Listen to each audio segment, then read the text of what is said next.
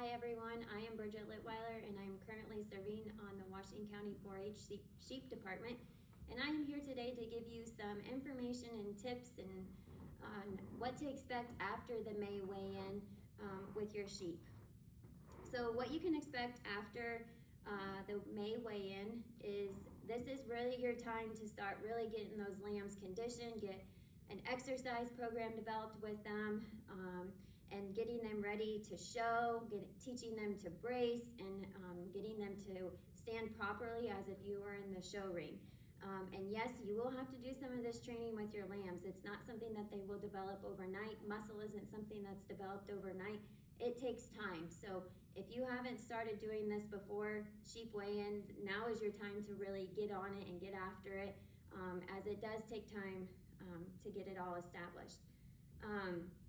Many people ask us, how do you exercise a lamb? And the question is walking, running, setting up an obstacle course in a fenced-in area and have your lambs run it, or jump over things, or walking and running up hills.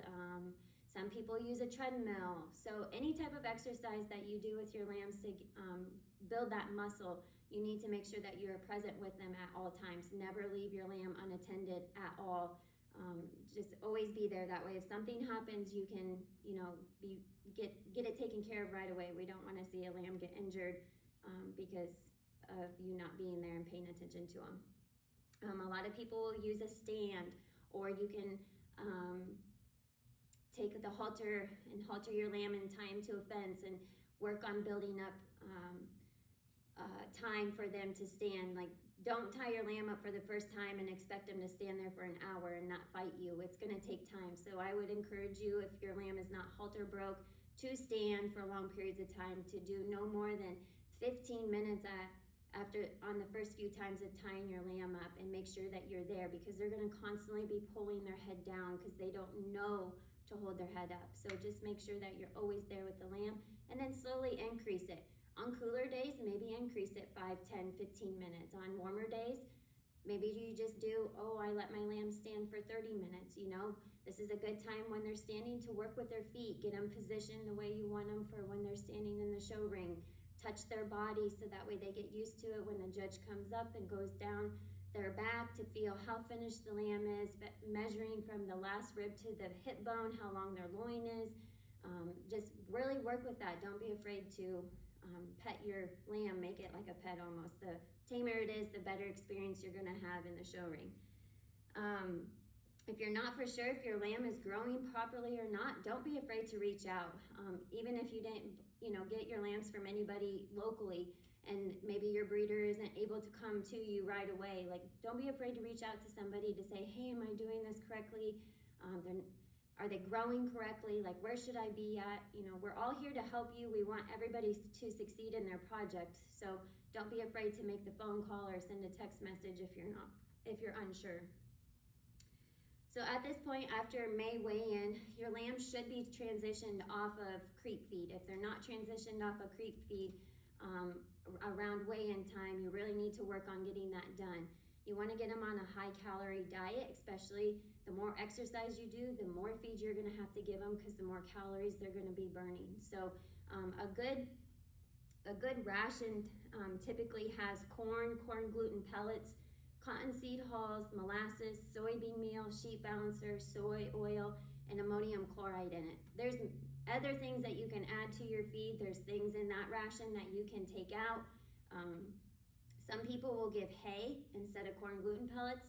I don't encourage that in the beginning of the project, but if your breeder tells you need to do that, that's between you guys. Everybody has their own tips and tricks in how they properly grow a lamb. I also wouldn't recommend just letting your lamb free graze out on pasture on a daily basis.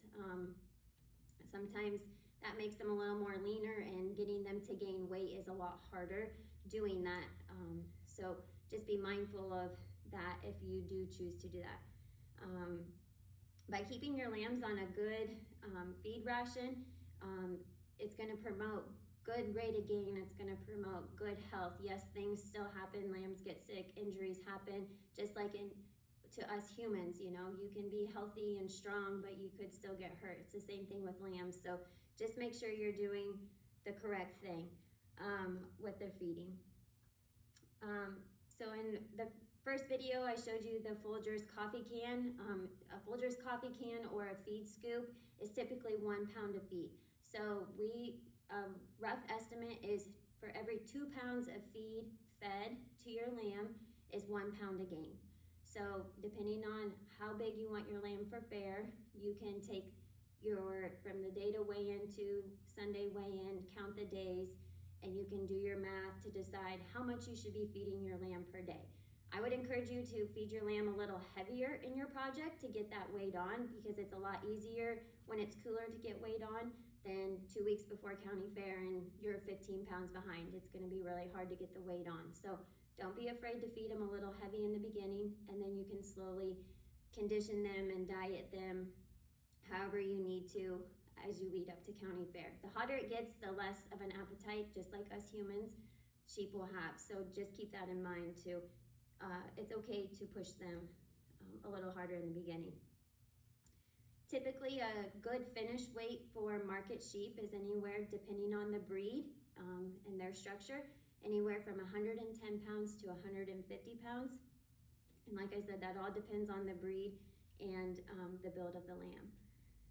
So also, this is a good time to remind you that after May weigh-in, this is when your record books start.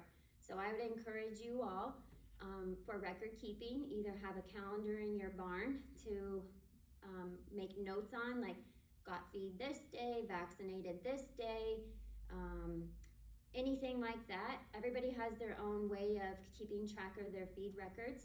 If you wanted, you can get your feed record papers online or here in the extension office, and you can start. So anytime you get a feed bill, you can put that in your monthly expenses and just record as you go. So then come August, when it's time to turn your record book in, all your hard work's done. You just probably have to do some addition and subtraction or whatever you need to do to put the final touches on your report. So make sure you have a good organized way of keeping all of your expenses and any income. If you have to sell a lamb, maybe because it wasn't growing properly, or you just know it's not going to be coming to the fair, if that happens before the county fair.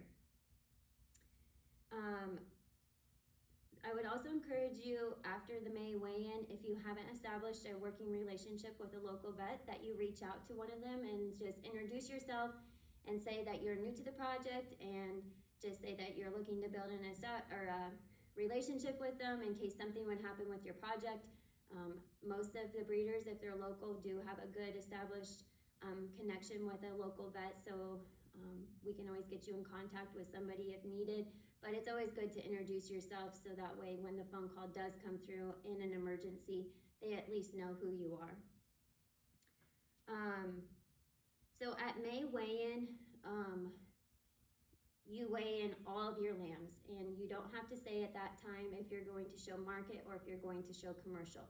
But over May, June, and the first week or two in July, this is your time to really evaluate your lambs to determine if you're going to show them on the commercial side or if you're going to show them more on the market side. So when you come to the July weigh-in for county fair on Sunday, you will have to know then if you're going to show commercial or market. Typically, your ewe lambs are going to be the ones that are in question. The wethers will always be on the market side. So just keep that in mind as you are evaluating your lambs throughout the process on that. I will also remind you that come June 15th, you need to pay attention if your lamb gets sick, that if you have to administer any medication to it, that you really pay attention to your withdrawal dates. A lot of medications for sheep run anywhere from 7 to a 30-day withdrawal. Some of them do have 45-day withdrawal as well. So be mindful of that. When you are administering, always consult a vet first.